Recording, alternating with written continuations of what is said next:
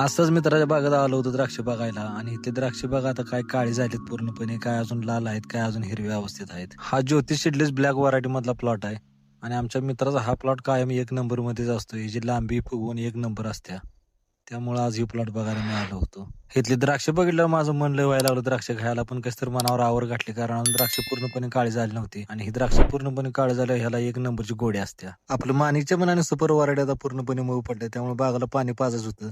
त्यामुळे आज सकाळीच आम्ही बागाला पाणी लावलं होतं. वडील म्हणलं मी पाणी पाजतो तू ये जा, म्हणताना मी पण आपल्या लगेच मित्राच्या बागा बिगा फिरायला गेलतो आणि माघारी असतर वडिलांनी सगळी बाग पाणी पाजून घेतली होती. तोपर्यंत आमच्या अनुष्का प्लॉट मध्ये ट्रॅक्टरवाला रोटर घेऊन रोटर मारायला आला होता आणि त्याचा फोन आल्यावर मी आपलं पळतच गेलो अनुष्का प्लॉट मध्ये, तर त्यानं तर रोटर मारायला चालू केलं होतं. हे ट्रॅक्टरवाला रोटर एक नंबर मारतोय, सगळ्या बागाच्या कडा कोपरा अडतास बिडतास सगळं व्यवस्थित घेतोय. त्यामुळे मी कायम ह्यालाच बोलवून घेतोय.